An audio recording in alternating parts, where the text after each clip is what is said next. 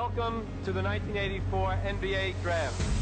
Portland selects Michael Jordan of the University of North Carolina. What if Michael Jordan got drafted by the Portland Trailblazers? During the 1984 NBA Draft, after the Houston Rockets selected Hakeem Olajuwon with the first overall pick, the Blazers passed up on Michael Jordan to take center Sam Bowie second overall. The consensus number one pick in the 1984 draft was clearly at the time Hakeem Olajuwon, so it's difficult to really say why the Rockets would pass up on Hakeem to take Mike, especially considering how great of a career Hakeem had with the Rockets anyway. But Portland, they had the number 2 overall pick. That easily could have been used on Jordan, but in their defense, the Blazers had just selected future Hall of Famer shooting guard Clyde Drexler the year before in the 1983 NBA draft. So the Trailblazers didn't really need another shooting guard on the team, and they did need a big man. But missing out on MJ for Sam Bowie seems absolutely insane looking back now. Jordan would be drafted third by the Bulls, who lucked out and got the greatest player the basketball world has ever seen, apart from Steph Curry. Just kidding. I promise. It's just a joke. I promise, okay?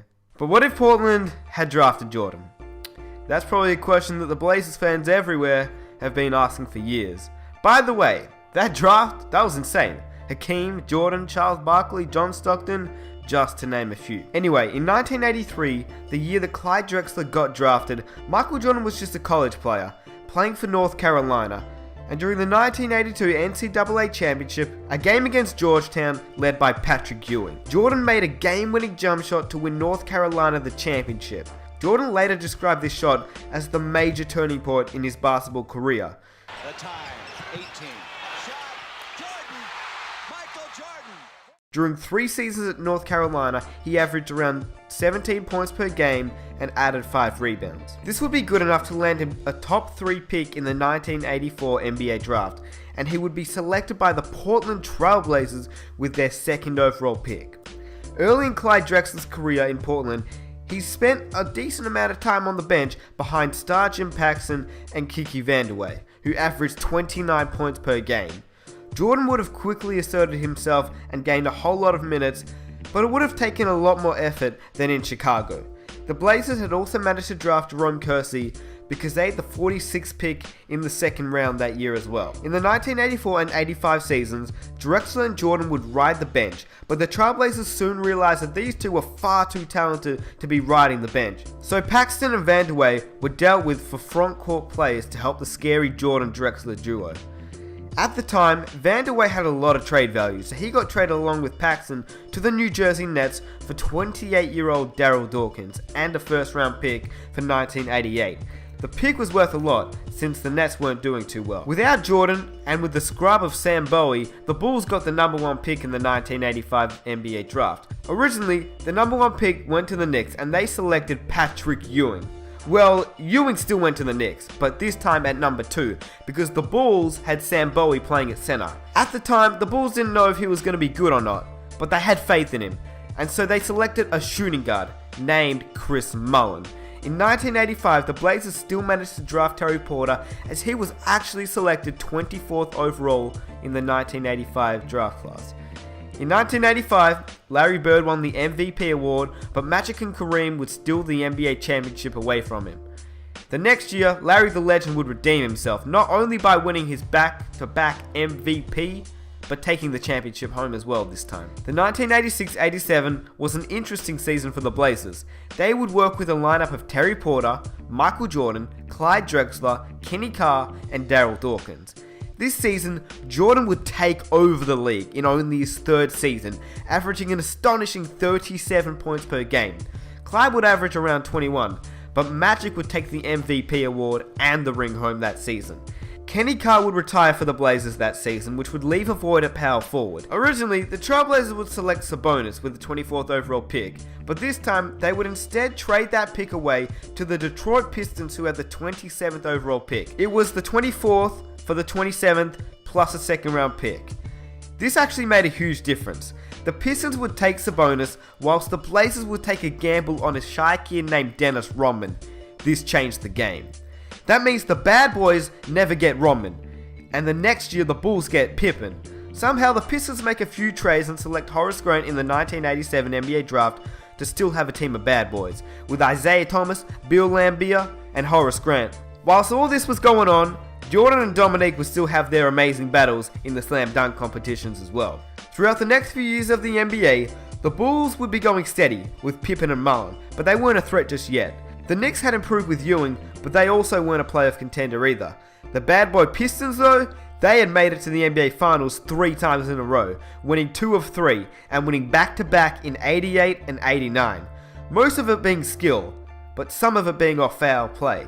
Just ask Jordan. Magic was playing the best basketball after Larry Bird, winning 3 MVPs over 4 years. MJ would still want to get him his first NBA MVP in 1988. The Blazers had improved a lot with MJ, quickly becoming the greatest player in the league, whilst Clyde Drexler was maintaining his steady play in the NBA. Although, they were now waiting for Rodman to fully develop. By 1990, the Trailblazers had won their first NBA championship, beating Detroit. With Jordan leading the way, the scary Jordan-Drexler duo would be in full effect. By this time, a lot had changed in the NBA. In terms of the Trailblazers team, they had kept Jordan, Drexler, and Rodman, but they had lost Terry Porter to free agency, since they wanted to pay the big three. They had lost Darryl Dawkins to retirement, but they still had Kevin Duckworth. It did take Rodman a while to develop, but by 1991, Rodman was the best rebounder in the league, averaging an astonishing 18.7, almost 19 rebounds that season. In 1991, the Blazers went back-to-back. In fact, in 1992, they would three-peat, beating Cleveland in 91 and New York in 92. In other news, Pippen and Mullen were becoming a deadly force in the East. Patrick Ewing and his Knicks had already challenged Jordan for a ring. The Pistons were starting to fall off their winning ways, and Larry Bird was starting to decline. Sadly, Magic Johnson was surprised the league discovering that he had tested positive for HIV. My life just changed. The news is so shocking and so unexpected, it is difficult to absorb it even as we report it. Because of the HIV virus that I have attained, I will have to retire from the Lakers. But he would make a last return for the 1992 USA Olympic team. And what we know now as the Dream Team would be selected. The original team would be Jordan, Drexler, Bird, Pippen, Mullen, Stockton, Magic Johnson, Kristen Leitner, Karl Malone, Charles Barkley, David Robinson, and Patrick Ewing. But this time, Shaq would make it over Leitner. Isaiah Thomas still wouldn't make it though, as Jordan had a negative grudge towards Isaiah and the Pistons. Magic claims that Jordan wasn't the only one who didn't want Isaiah on the team. He said Pippen, Bird, and Malone all stated that they wouldn't take part in the Olympic Games if Thomas was a member of the team. So if you wasn't chosen, shut the hell up. I don't think we wanted to be on the team if he was on the team. We're enemies. The Dream Team easily brought back the gold from the Olympics. Michael and Drexler both would represent Portland. After the Olympics, it was straight back to the NBA.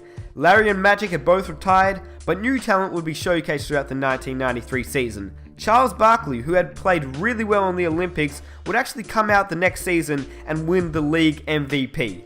But the Suns would lose in the conference finals to guess who?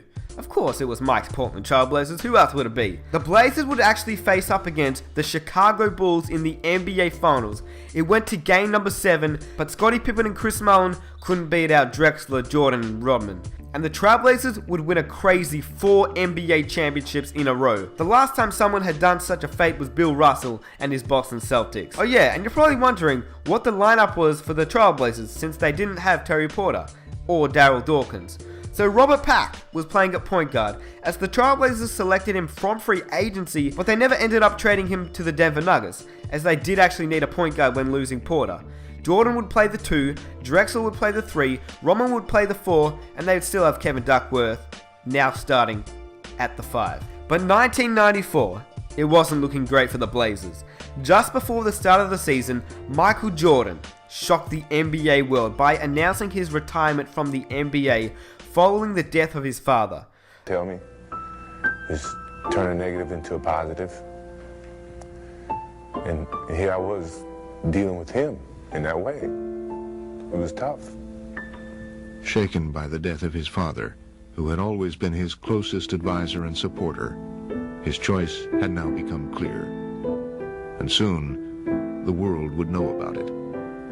When I lose the sense of motivation and the sense of to prove something as a basketball player, it's time for me to move away from the game of basketball. Jordan wouldn't be back on the court until March 1995, and the Blazers didn't do all that great without him. Now, remember how Porter had left the Blazers? Well, he would actually sign a deal with the New York Knicks, and they would go on to win the NBA championship in 1994. That meant Patrick Ewing was an NBA champion. Now we skip to the 95 season, and Jordan finally returns, quoting, "I'm back." He would return to help a mid-playoff Trailblazers team with Clyde and Rodman, but they would actually end up losing to a Supersonics team led by Sean Kemp and Gary Payton.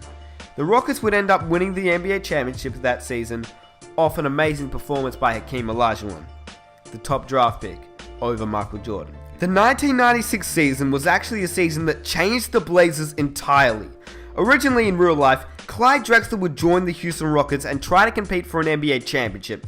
But now, he was a 4-time NBA champion, so he would actually stay with the Portland Trailblazers as he knew that Jordan had returned for good and Rodman was playing as hard as ever. So the Blazers would win the championship in 1996, 97 and 98, with the Blazers beating out the Chicago Bulls twice and then the Indiana Pacers once. It seemed as if the Bulls were becoming the real-life Utah Jazz, as Pippen and Mullin could never beat out MJ and Clyde, just like the Jazz could never beat out Jordan and Pippen.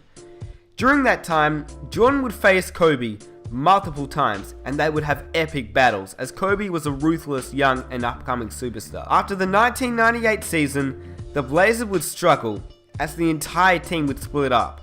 As soon as Clyde realized that Jordan was retiring for the second time, they both decided to retire on the highest point, and that was an NBA championship.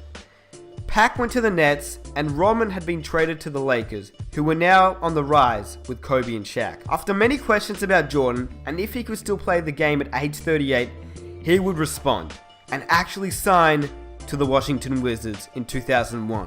The only change was that Jordan never tore his knee cartilage, and actually played until 2004. This meant that Jordan and LeBron would face off for the first time, and it would be a match to witness, and a match that both LeBron and Jordan would remember forever. Ultimately, the Blazers would win 7 NBA championships with Jordan, as well as MJ still gaining 5 NBA MVPs. Drexler would be an NBA champion along with Patrick Ewing. The Bulls would become the Jazz, as they could never overthrow the Trailblazers. Pippen and Mullin would become a deadly 1-2 punch that would be just short of an NBA championship, just like Karl Malone and John Stockton. And so the Bulls and the Trailblazers would also have some epic battles. Patrick Ewing was an NBA champion, but unfortunately Barkley, Stockton and Malone still weren't. So in 1984, the Trailblazers missed out on the greatest player of all time, and I'm sure that they still feel the pain to this day.